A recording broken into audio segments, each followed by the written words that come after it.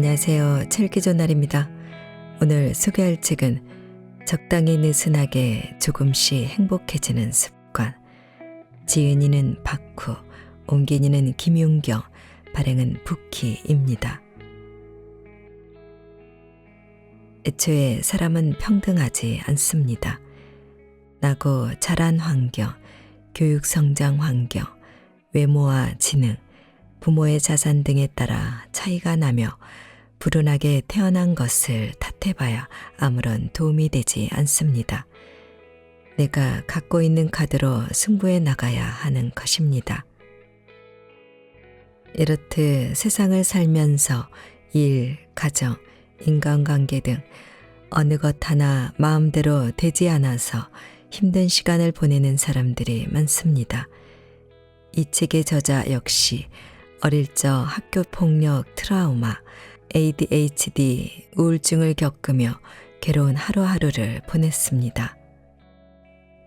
그랬던 저자는 지금은 적당히 느슨하게 행복을 느끼며 살고 있습니다. 그것은 바로 나의 근본은 바꾸지 않으면서도 가면을 쓰고 주위에 적당히 녹아드는 요령, 즉 의태를 익히고 실천했기 때문입니다.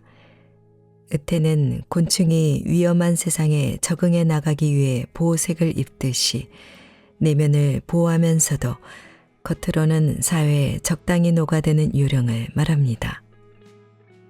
이 방법은 타인의 평가나 시선의 영향을 받는 기존의 가면쓰기 개념과는 다르며 내가 보이고 싶은 모습대로 나를 내보이는 주체적인 행위입니다. 이 책에는 의태를 쉽게 익히기 위한 40가지 습관을 구체적이면서도 간결하게 다루고 있습니다. 인간은 모두 평등하다는 거짓말, 본성은 바뀌지 않지만 살아가는 방식을 바꿀 순 있다. 무리하지 않는 선에서 가면 쓰기, 웃는 표정에 가면 쓰기 등 뜬구름 잡는 위로나 휘발되고 마는 일회성 조언이 아니라 매일 조금씩 일상에서 적용할 수 있는 노하우로 가득합니다. 자, 그럼 지금부터 잠시 책 속으로 들어가 보겠습니다. 오늘도 책 읽기 좋은 날과 함께 좋은 시간 보내세요. 구독, 좋아요는 사랑입니다.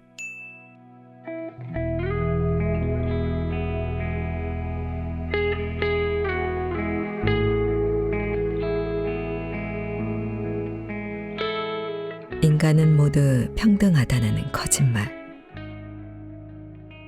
저마다의 이유로 삶이 힘들다고 느끼고 있는 여러분을 한층 더 깊은 나락으로 밀어 떨어뜨리는 말일지도 모르지만 삶이 괴로운 사람이 이해해야 할 것은 애초에 사람은 평등하지 않다는 사실입니다.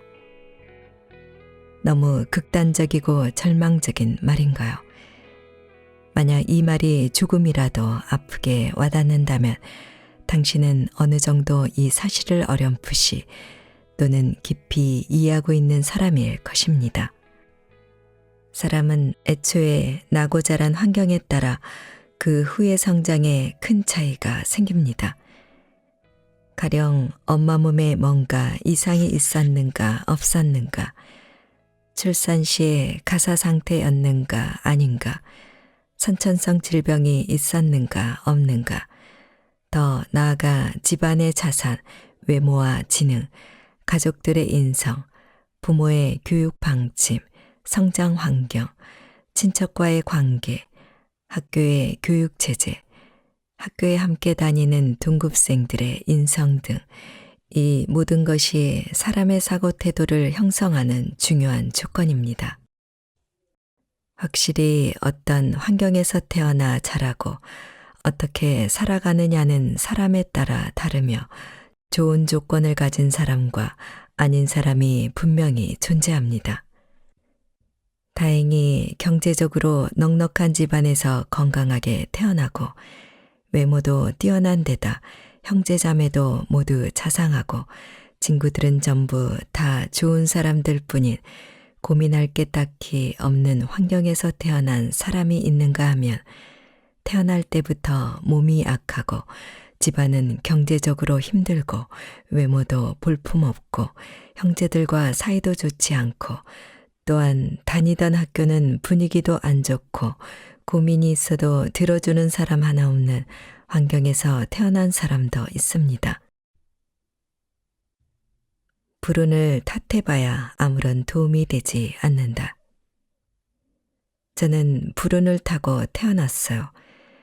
이렇게 비련의 주인공처럼 자신의 출생과 성장 환경을 원망하면서 포기한다거나 사람은 그래도 평등하다고 아무리 주장한들 당신이 살아가는 환경은 조금도 달라지지 않습니다. 가난한 집에서 태어난 사람은 부자 집안에 태어난 사람보다 경제적으로 불리하겠지요. 육체적으로 약하게 태어난 사람은 건강하게 태어난 사람을 체력면에서 이기지 못합니다. 인물 좋은 부부 사이에서 태어난 사람에 비하면 그렇지 않은 사람은 외모로 고민하는 일도 있을지 모릅니다. 하지만 그런 사실을 한탄해 봐도 실제로는 아무런 이득이 없습니다. 처음부터 격차를 아는 채 태어났으니까요. 저도 부자인 부모 밑에서 태어나 일하지 않고도 하고 싶은 것을 마음껏 하면서 놀랄 만큼 현명하고 다정하며 건강한 완전 무결한 사람으로 살고 싶었습니다. 하지만 타인을 부러워한다고 해서 상황은 그 무엇 하나 달라지지 않습니다. 우선은 이 불평등을 있는 그대로 받아들이고 구체적으로 어떻게 해야 또 무엇 해야 내가 원하는 일을 실제로 이룰 수 있을까 하고 현실과 마주할 각오를 하지 않으면 지금보다 더 나은 인생을 살 수 없습니다. 만화 피너치에서 스누피도 이런 말을 자주 합니다.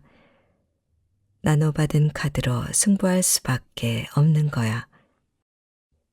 나에게 없는 조건이나 도저히 불가능한 것을 바라면서 신세를 한탄할 게 아니라 아무리 볼품없다고 생각된다 해도 내가 갖고 있는 카드, 성격이나 재능 등으로 승부해 나갈 것을 결심하고 그 카드를 어떻게 사용할지를 고심하는 것이 인생을 좋은 방향으로 바꾸는 출발선입니다.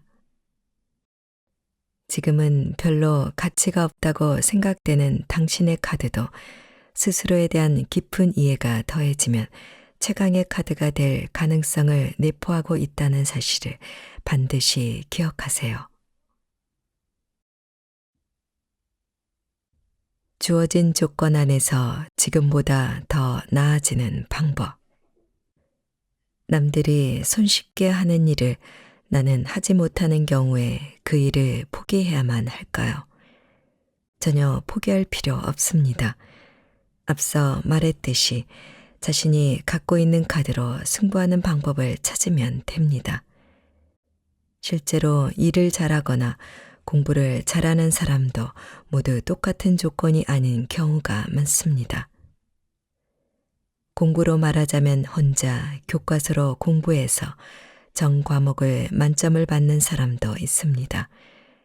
부자인 부모가 참고서를 많이 사주거나 1:1로 과외를 시켜줘서 성적을 올리는 사람도 있을 겁니다. 돈은 없지만 마침 공부 잘하는 똑똑한 친구가 무료로 가르쳐줘서 성적을 올린 행운아도 있을 수 있겠지요. 이때 그 사람은 원래 똑똑하니까, 저 사람은 부자니까, 그 사람은 좋은 친구가 있으니까 하고 타인과의 차이만 보고 불평하는 건 이제 그만두세요. 그러지 말고 자신이 갖고 있는 카드를 사용해서 같은 조건을 만들려면 어떻게 해야 할지 지혜를 짜내는 것이 바람직합니다. 공부하는 방법을 몰라서 성적이 안 좋으니까 교과서에 나오는 기본 문제만큼은 선생님에게 질문해서 풀어보자. 돈은 없지만 형이나 언니가 쓰던 참고서는 연도가 달라도 사용할 수 있으니까 나에게 줄 수 있는지 물어봐야지, 이런 식으로요. 자신은 노력하는데도 보상받지 못한다고 말하는 사람은 대개 이러한 궁리조차도 하지 않은 게 아닐까요?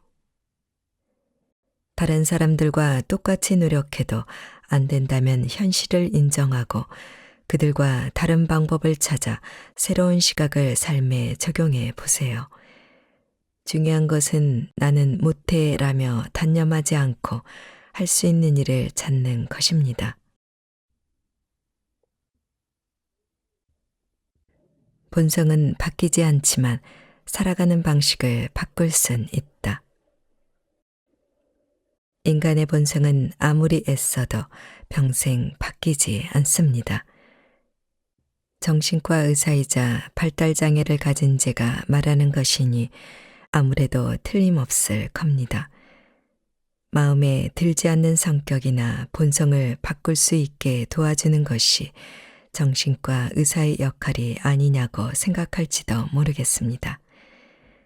하지만 사람들이 자주 착각하는 것을 말하자면 의사는 대부분의 병을 완치시키지 못합니다. 무슨 말이냐고 반문하고 싶으신 분들도 있겠지요. 그러나 감기와 같은 일시적인 경우에 따라서는 후유증이 평생 남기도 합니다. 감염증이나 일부 질병에만 완치라는 단어를 사용할 수 있습니다.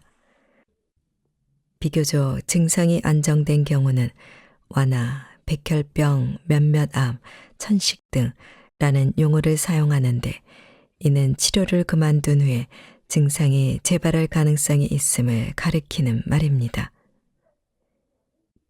우리 주위에서 흔히 볼 수 있는 당뇨병이나 고혈압의 경우도 환자에게 계속 투약하고 있다는 것은 증상이 더 악화되지 않게 조절하고 있는 상태라는 뜻이며 식생활이나 생활 습관을 극적으로 바꾸지 않는 한 완치가 되는 일은 굉장히 드뭅니다. 다만 본성이 바뀌지 않는다는 말이 곧 일생 동안 살아가는 방식을 바꿀 수 없다는 의미는 아닙니다. 지금까지 강조해 왔듯이 성격이 그대로라도 본성이 부정적인 편이라고 해도 현실적인 문제에 직면했을 때 그것을 어떻게 받아들이고 어떻게 행동할지 그 방법을 약간 바꿈으로써 삶에서 느끼는 괴로움은 충분히 줄어들고 쾌적한 나날을 보낼 수 있습니다. 따라서 그 첫 단계는 성격이나 사고 습관, 문제가 일어났을 때 대처 방법, 사물을 받아들이는 과정 등을 통해 자신의 본질을 분명히 인식하는 일입니다. 그 다음은 어떤 원인으로 인해 잘 살아갈 수 없는지 분명히 이해하고 스스로 조절하는 비결을 배우는 것, 즉 삶이 편해지도록 방식을 바꿔가는 것이 중요합니다. 이는 발달장애나 인격장애뿐만 아니라 조현병이나 우울증을 겪고 있는 사람을 치료하는 데도 매우 중요합니다. 감추고 싶은 것은 감춰도 된다. 간혹 우울증 때문에 퇴직한 사람들에게서 재취업할 때 이 사실을 직장에 털어놔야만 할까요? 라는 질문을 받습니다.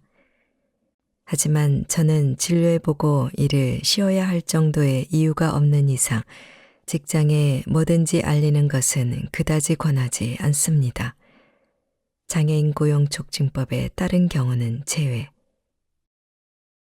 그 이유는 오늘날의 사회에서는 사실을 밝힌 순간부터 직장 쪽에서 유난히 의식하면서 신경을 써준 나머지 당신이 할 수 있는 업무인데도 배제되어 기회를 잃는 일이 생기기 때문입니다. 이는 무좀이 있어요, 성형을 했어요 하고 일일이 공개하지 않는 것과 마찬가지입니다. 법적으로도 말할 의무는 사실 없습니다. 보험에 가입할 때는 솔직히 말해야 하지만요. 나에 대해 다 털어놓지 않는 것이 약점으로 느껴진다면 그것은 당신이 주위 사람들은 뭐든지 솔직히 밝히고 당당하게 살아가고 있다고 착각하고 있는 것입니다. 실제로는 그렇지 않습니다. 사람은 누구나 감추고 싶은 것이 있는 게 당연합니다. 이 세상에는 사람들 모두 드라마 속 인물처럼 자기 자신을 연기하고 있는 것이지요. 오히려 전부 다 밝힌다면 그 이야기를 들은 사람이 어떻게 대응해야 좋을지 몰라 난감해하는 경우가 생길 수도 있습니다. 어떤 면에서는 적당히 감추는 태도야말로 사회인으로서 사회를 혼란하지 않게 하는 매너입니다. 따라서 무언가를 감추고 있다는 사실을 비하할 필요가 없으며 끝까지 연기하고 있는 스스로에게 자긍심을 지니면 됩니다.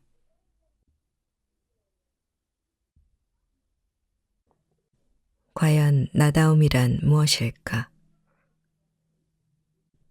나답게 살아간다는 말은 최근 몇 년간 이상적인 삶을 살아가는데 꼭 필요한 키워드로 부상했습니다.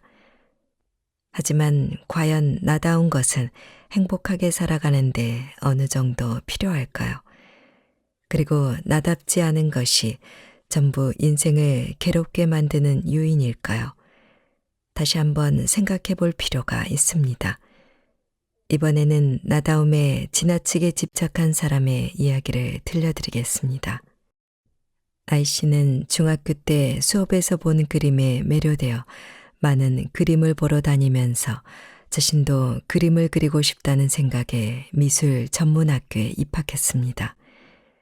주변에서는 그림은 취미로 하면 되지 않아 라고 말했지만 아이씨는 무슨 일이 있어도 그림 그리는 일을 직업으로 하고 싶었고 그것이 분명 자신다운 길이라고 생각했지요.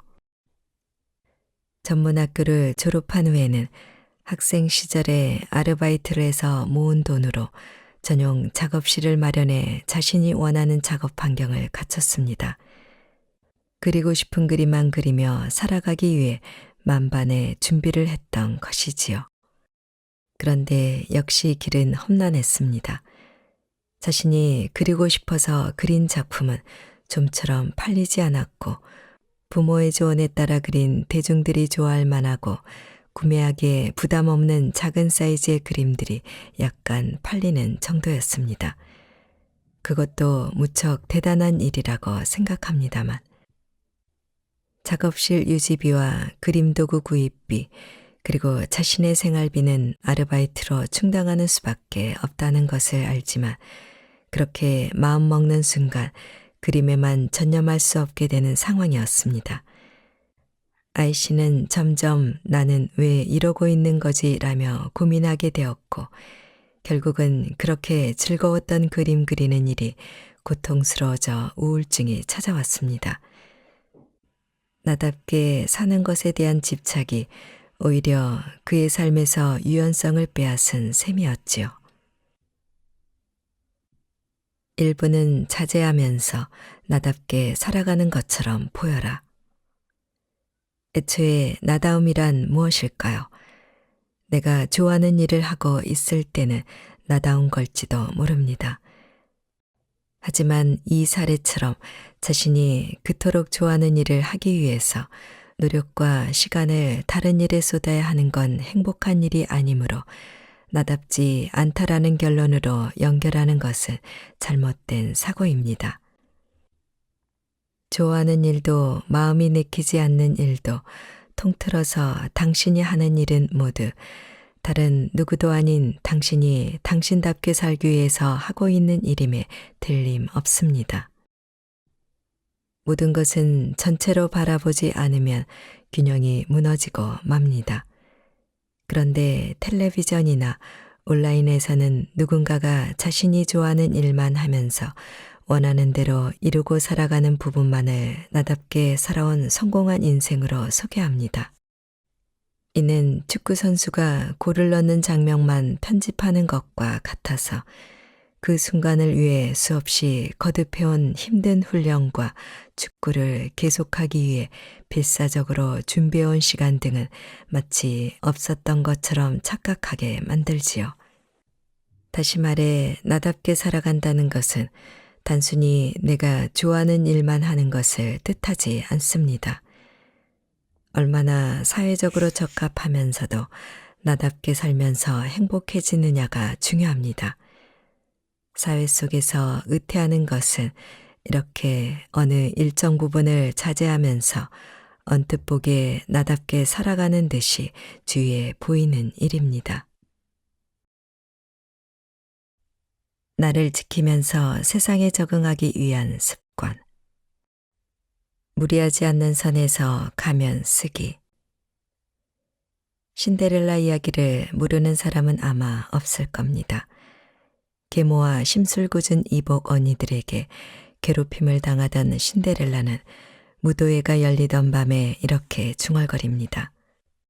나한테도 무도회 갈 드레스와 보석 장신구가 있으면 얼마나 좋을까. 신데렐라도 나는 나답게 하고 갈 거야. 드레스나 보석 같은 거 없어도 상관없어. 이 모습 그대로 무도회에 가야지 라고는 말하지 않았습니다. 집안 좋고 외모도 어여쁜 신데렐라도 무도에 어울리는 옷차림을 준비하지 못하면 그 자리에 참석할 자격이 없으며 부끄럽다고 생각하는 것은 충분히 이해가 됩니다. 무도회라는 행사에 가려면 그 나름대로 준비가 필요하며 예의와 형식을 갖춰야 하니까요. 이는 과거 유럽의 귀족사회에만 해당되는 이야기가 아니라 현대사회에서도 마찬가지입니다. 집에서는 대충대충 흐트러져 있는 사람이라도 회사에 갈 때는 흐트러지지 않는 사람의 가면을 쓰며 대개 집에서는 자유분방하게 옷도 거의 걸치지 않는 사람도 밖에 나갈 때는 마치 평소에도 제대로 옷을 갖춰 입는다는 듯 가면을 쓰고 외출할 것입니다. 회사에서 언제나 싱글싱글 웃고 있는 사람이 어쩌면 집에서는 어두운 표정으로 지낼지도 모릅니다. 실제로 무슨 일이 있든 누구에게 무슨 말을 듣든 늘 온화한 의사 선생님이 집에 돌아가자마자 일에 대한 불만을 터뜨리면서 술을 들이켤 수도 있겠지요. 그만큼 모두 노력해서 세상에 맞추고 있거늘 별 생각 없이 남의 성과를 질투하는 사람은 그 일에 대해 그다지 진지하게 생각해 보지 않았을 확률이 높습니다. 예를 들어 보겠습니다. 당신은 매사 불합리한 과장과 사이가 좋지 않아 회사에 가는 것이 괴로워 미칠 지경입니다. 그런데 옆자리 직원은 과장에게 방실방실 웃으며 네, 잘 알겠습니다. 최대한 빨리 처리하겠습니다 하고 시원하게 대답합니다. 그 모습을 보고 당신은 저렇게 긍정적인 사람은 좋겠어. 나도 긍정적이라면 인생이 참 편할 텐데 라며 부러워할지도 모릅니다. 하지만 그 직원이 진심으로 우러나오는 긍정적인 마음가짐으로 그렇게 행동하는 것인지는 아무도 알 수 없습니다. 실제로는 그 과장은 날마다 왜 이러는 거야. 상사라면 부하 직원이 더 기분 좋게 일할 수 있는 근무 환경을 생각하는 게 일이잖아. 뭐 이런 말 해봐야 아무 소용없지. 이런 생각을 가슴속에 감추고 겉으로만 온화하게 웃음 짓는 건지도 모르지요. 무슨 일이든 잘하는 사람을 보면 부럽기 짝이 없지만 막상 속마음을 들어보면 의외로 남들보다 더 고생하고 있는 경우도 자주 있으니까요. 무리하지 않는 선에서 적당한 노력이 필요하다. 매번 근사한 식당을 다니며 SNS에 소개하는 사람은 수입의 상당 부분을 식비로 사용하느라 그 외의 생활 필수품은 아끼며 빠듯하게 살고 있을지도 모릅니다. 연인과 알콩달콩한 연애 이야기를 SNS에 올리는 사람도 사실은 애정이 식어 있는 상태일지도 모르는 일이지요. 백조는 겉에서 보면 물 위를 우아하게 헤엄치고 있는 것 같지만 수면 아래에서는 있는 힘을 다해 발을 버둥거리며 앞으로 나아가고 있습니다. 세상의 모든 사람이 대개 남들에게는 보이지 않는 곳에서 노력하고 있거나 남모르는 스트레스를 안고 있기 마련입니다. 아무 노력도 하지 않고 대단한 성과를 올리는 사람은 드물며 모두 어떻게든 좋게 보이려고 가면을 쓰고 더 좋은 모습을 내보이고 있는 것입니다. 그 점을 잘 이해해서 무리하지 않는 선에서 쓸 수 있는 가면을 쓰고서 세상을 살아갈 준비를 하면 됩니다. 물론 살아가는 게 힘들다고 느끼면서도 그것을 속일 가면을 쓰는데 능숙하지 못한 사람도 있을 것입니다. 하지만 세상에 의태하는 기술을 조금씩 실천하려고 노력하면 아무 노력도 하지 않아서 좋겠다며 다른 사람을 오해하고 부러워하는 데 쓸데없는 시간을 낭비하지 않고 지낼 수 있습니다. 결점을 고치지 않고도 더 나아 보이게끔 하는 방법. 이 세상에 결점 없는 사람은 존재하지 않습니다. 애초에 결점을 없애는 노력이란 상당히 어려운 목표라고 할까요? 아무리 자신의 결점이 싫다고 그것을 고치려고 노력해도 완벽하게 없앨 수는 없습니다. 그래서 권하고 싶은 방법이 계속 강조한 결점이 눈에 띄지 않으면서도 더 나아 보이게끔 하는 임시 방편, 즉 가면을 쓰는 것입니다. 임시 방편으로도 괜찮다면 완전히 고치는 것보다 조금은 쉽지 않을까요? 물론 임시 방편이라는 표현을 사용하면 근본적으로 해결되는 건 아니라고 염려하는 사람도 있을 겁니다. 가령 성격이 급하고 싫은 소리를 들으면 금방 욱해서 상대방에게 화를 내는 사람은 당연하지만 다른 사람들이 그다지 좋아하지 않겠지요. 그런 사람에게는 몇 초만 아무 말하지 않은 채 분노가 극에 치닫는 순간을 넘겨보는 연습이 필요합니다. 그렇게 할 수 있느냐 없느냐로 힘들게 느껴지는 삶이 달라질 것입니다. 괴로움을 해소하기 위한 사소한 방법, 임시방편을 몸에 익혀보세요. 지금 당장 버려야 할 3가지 부정의 단어. 조금 더 수월하게 살아가려면 사물을 인식하는 관점이나 어려운 일이 닥쳤을 때 어떻게 행동하느냐 하는 사고방식을 바꿀 수밖에 없습니다. 물론 쉽지 않습니다. 그러니 우선은 의도적으로라도 행동의 변화를 주세요. 그 첫걸음은 말투를 약간만 의식해서 바꿔보는 겁니다. 그 가운데서도 가장 효과가 크면서도 또 고치기는 의외로 쉽지 않은 것이 하지만 그게 아니라 어차피 이 3가지 부정의 단어를 사용하지 않는 것입니다. 하지만 그게 아니라 어차피를 사용하면 안 되는 이유. 가능한 한 말할 때 하지만 그게 아니라 어차피로 시작하지 않도록 조금씩 연습해 보세요. 하루에 단 몇 번이라도 괜찮으니 우선 시작하는 게 중요합니다. 실제로 이 단어들을 사용하지 않으려고 생각하기만 해도 꽤 불편을 느끼는 사람이 많을 겁니다.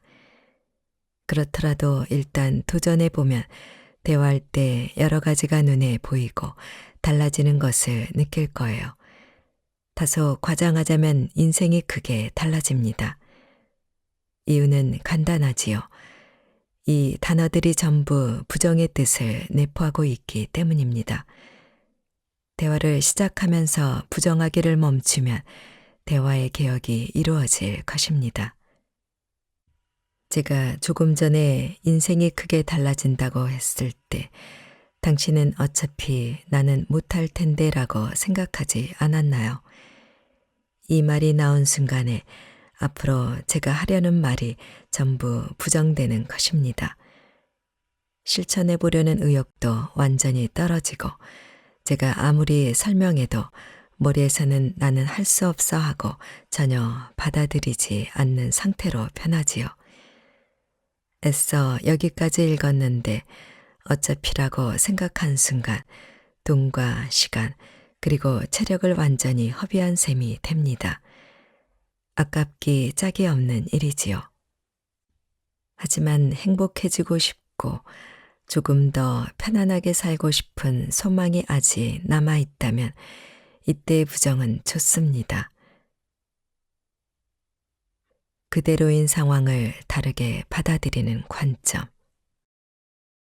부정의 말을 안 하는 것만으로도 정말 인생이 달라질까요? 저는 확연히 달라질 것이라고 생각합니다. 실제로 살아가는데 어려움을 느끼는 사람들의 문제 중 80%는 해결되지 않을까 싶습니다. 그 이유는 고민이나 괴로움 대부분이 현재 상황에 대한 불만이기 때문인데요. 이 문제들을 해결하려면 현재 상황 자체를 바꾸든가 아니면 현재 상황을 받아들이는 사고를 바꾸는 수밖에 없습니다. 당신이 돈 많이 버는 직업을 가졌더라면 좋았을 걸 하고 친구에게 하소연했다고 생각해 봅시다. 이 말을 들은 친구는 그럼 돈을 더 많이 주는 직장으로 이직하면 되잖아 라고 말했습니다. 이때 당신은 부정의 말을 내뱉습니다. 하지만 말이야, 그렇게 조건 좋은 회사로 이직하기가 쉬울 리가 있냐? 그러면 이 이야기는 끝이 납니다. 문제는 해결되지 않았고 불만은 전혀 없어지지 않았지요. 그렇다면 부정의 말을 안 하면 어떨까요? 돈을 더 많이 주는 곳으로 이직하면 되잖아. 그럴까? 응, 그렇게 해볼래. 그러고는 이직 사이트를 열심히 알아보면 혹시 정말로 연봉이 더 높은 일자리를 찾게 될지도 모릅니다. 물론 그리 쉽게 발견되지 않을 확률이 더 높겠지만요. 그러면 또다시 불만 단계로 돌아가게 될까요? 잠깐 구직 사이트를 훑어봤는데 이직 활동을 하려면 역시 시간이 걸릴 것 같아. 지금은 이 일을 나름대로 열심히 하면서 가끔 사이트를 살펴봐야겠어. 알아봤지만 생각보다 조건 좋은 회사가 없네. 지금 하는 일이 그나마 급여가 괜찮은 편이더라고. 급여가 더 높은 회사는 있었지만 지금보다 일을 빡세게 해야 하나 봐. 이 일이 더 나을지도 모르겠어. 어느 쪽도 현재 상황 자체는 아무것도 달라지지 않았습니다. 그래도 불만으로 가득 차 고민하고 괴로워하는 상황은 약간 개선되었지요. 그 이유는 하지만이라는 부정의 말을 하지 않고 일단 친구가 조언한 대로 시도해 본 결과 지금 다니는 직장에 대한 막연한 불만을 다른 곳과 비교해 볼 기회가 생겼기 때문입니다. 지금 환경은 이 정도 수준이구나. 아무래도 이직해야만 하려나. 그렇게까지 애쓰지 않아도 될까? 변화를 목표로 해서 노력할지 아니면 현상을 유지할지 스스로 비교해 봤더니 유지하는 게 더 좋다는 판단이 섰어. 이런 식으로 막연한 불만이 구체적으로 어느 정도인가를 자기 나름대로 이해하고 받아들일 기회를 얻은 것이지요. 바꿔 말하면 현재 상황을 받아들이는 관점이 크게 달라진 결과 상황이 바뀌지는 않았지만 불만이 줄어들어 조금 행복해졌다고 할 수 있습니다. 사람은 현재 상황이 어떤지를 제대로 이해하지 못하고 그 상황을 타개하기 위해 무엇을 해야 하는지를 모르는 경우에 막연한 괴로움을 느끼곤 합니다. 부정의 말을 그만두고 회피만 하던 습관을 바꿔 해결하기 위해 노력한다면 당연히 인생은 크게 변화되어 갈 것입니다. 자주 쓰면 좋은 긍정의 단어. 3가지 부정의 단어와 반대로 사용하면 좋은 기회를 얻을 수 있는 긍정의 단어들도 있습니다. 그중 가장 좋은 것은 단연코 그렇구나일 것입니다. 성공한 사람들 가운데 의외로 많은 사람이 습관처럼 이 단어를 사용합니다. 뭐뭐라는 밴드의 음악이 최고야. 들으면 엄청 기분이 좋아지거든. 그렇구나. 좋은 곡을 들으면 확실히 마음이 편안해지는 것 같아. 자신의 의견이 긍정적으로 받아들여졌으니 상대는 당연히 기쁘겠지요. 맞아라든가 그 기분 알아라는 말도 마찬가지입니다. 어떻든지 간에 조언해주고 기분이 좋아지면 이 사람과 이야기하면 즐겁단 말이야, 혹은 또 뭔가 정보가 있으면 알려주고 싶어 하는 마음이 들기 마련입니다. 이렇게 정보나 기회를 얻을 가능성을 늘릴 수 있도록 의식하면 불만이 가득하던 현재 상황이 조금씩이나마 분명히 바뀌어갈 것입니다. 말투 하나만 바꿔도 미래에 일어날 일이 상당히 달라집니다. 공짜로 시작할 수 있고 손해는 보지 않는 일이니 꼭 실천해 보세요. 서서히 긍정적인 방향으로 나아갈 수 있을 거예요. 나를 바꾸는 일을 이해득실을 따져 그만두지 말 것. 사람은 어떤 일을 할 때 대개 그 행동이 일으킬 앞날의 결과를 상상합니다. 달콤한 과자가 먹고 싶다고 생각해 볼까요? 그러면 이 시간에 먹으면 살쪄, 살찌면 좋아하는 옷을 입을 수 없게 될지도 몰라 등 미래의 온갖 일이 머릿속에 떠오르겠지요.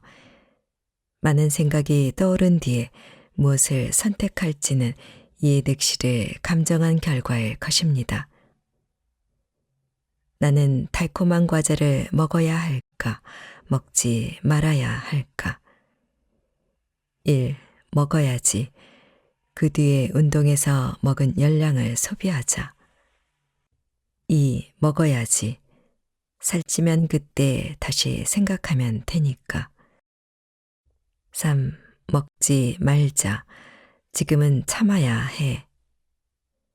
뭔가 대체 수단을 준비할 것인가 말 것인가, 아니면 참을 것인가, 사람은 이해득실을 머릿속으로 따져보고 그때 가장 이득이 될 거라고 생각하는 일을 선택합니다.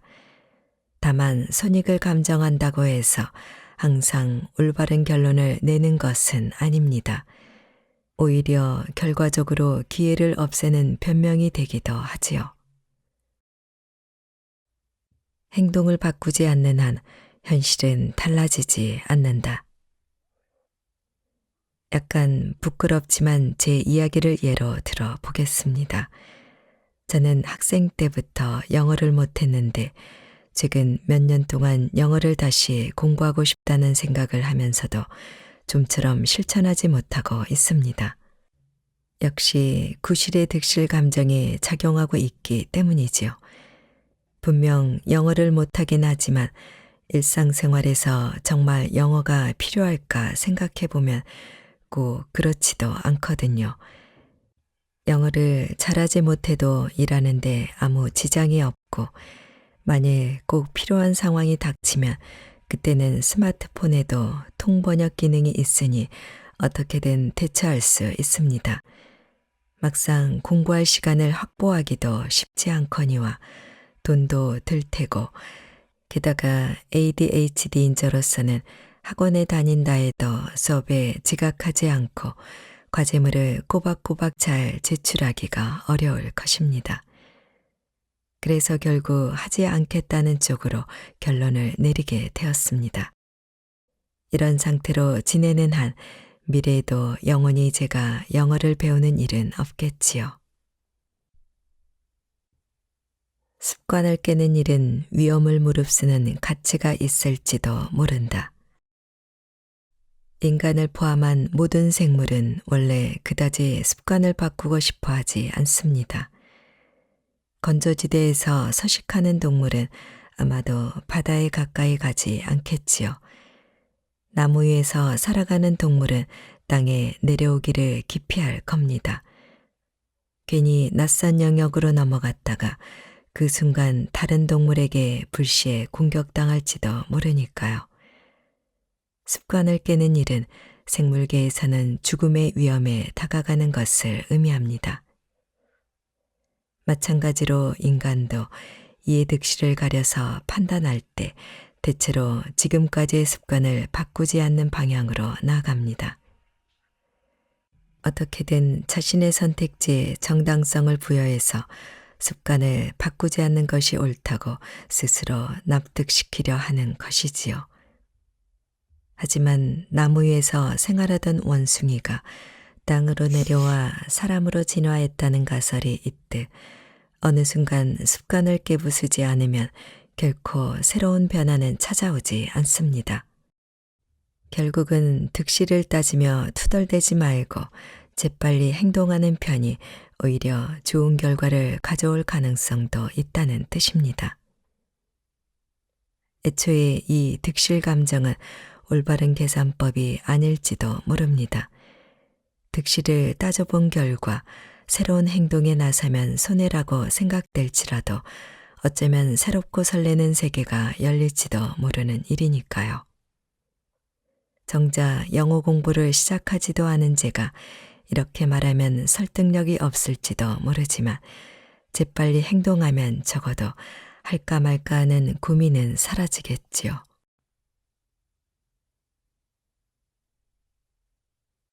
웃는 표정으로 가면 쓰기.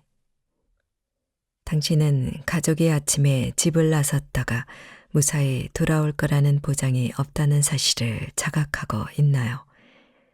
보통 사람들은 그런 자각 없이 살고 있습니다. 저는 임상 현장에서 가족 간에 일어나는 다양한 이별을 지켜봐 왔습니다. 엄마와 사소한 싸움을 하고 잠들었는데 밤사이 엄마가 뇌출혈로 세상을 떠난 일을 겪은 자녀. 아침에 쓰레기를 버리느니 마느니 하는 문제로 남편을 일방적으로 힐난했는데 그 후 교통사고로 남편을 떠나보낸 부인. 회사 여행으로 해외에 나가 있는 사이에 부인이 욕실에서 심장 발작을 일으켜 세상을 떠난 일을 경험한 남편. 이러한 일을 겪으며 평생 후회하고 있는 사람들의 이야기를 종종 듣습니다.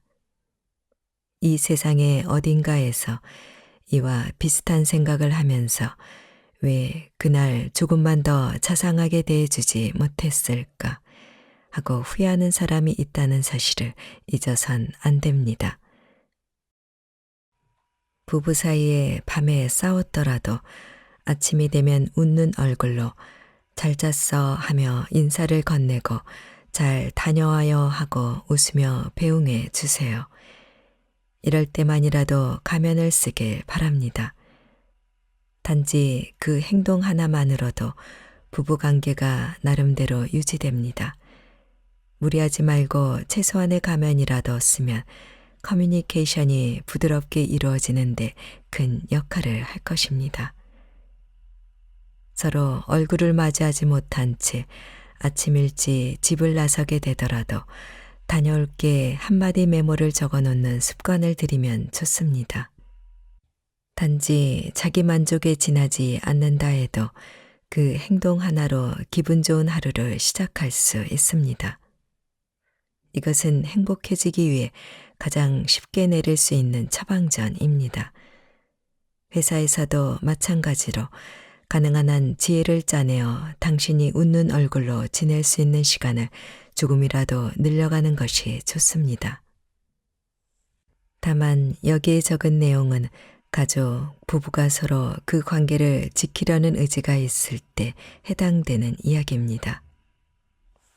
아무리 상대에게 다가가려고 해도 상대가 당신을 무시하거나 업신여기고 소홀히 대한다면 그 관계 자체를 다시 생각해 보는 것이 좋겠지요. 특히 혈연이라는 뗄 수 없는 관계에 한해서는 더욱 그렇습니다.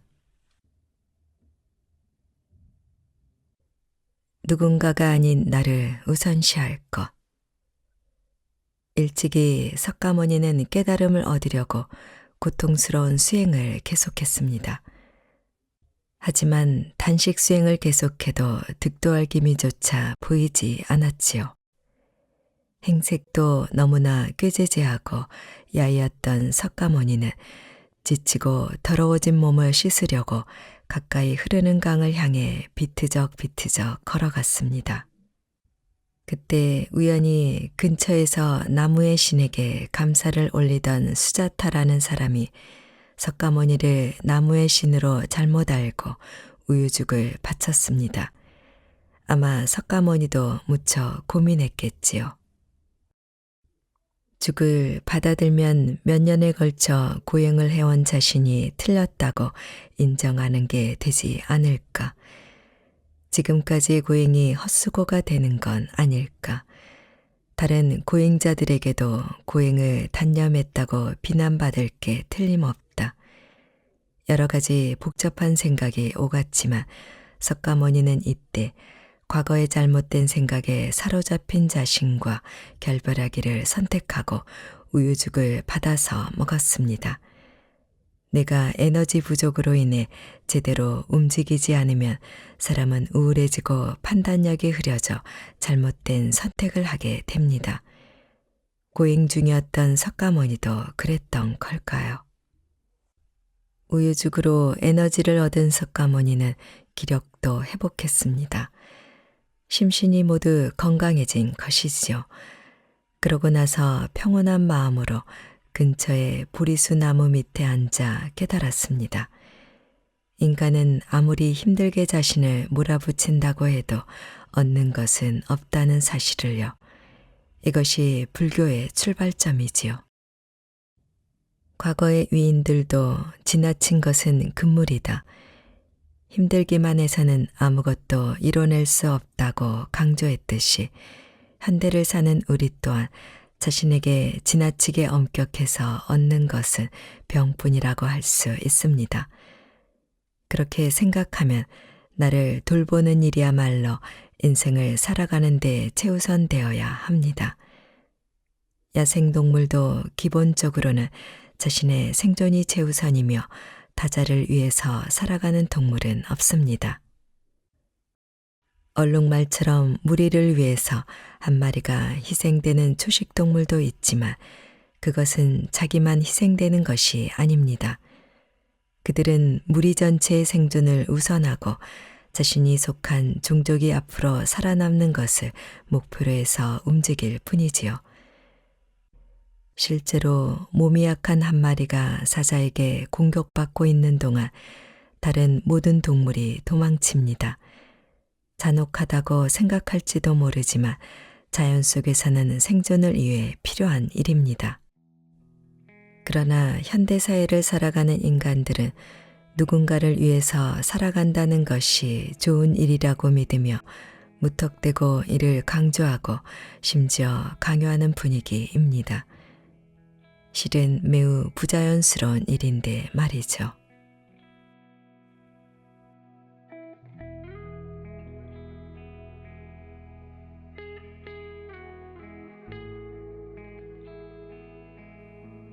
책 읽기 좋은 날 오늘은 적당히 느슨하게 조금씩 행복해지는 습관을 보내드렸습니다. 감사합니다.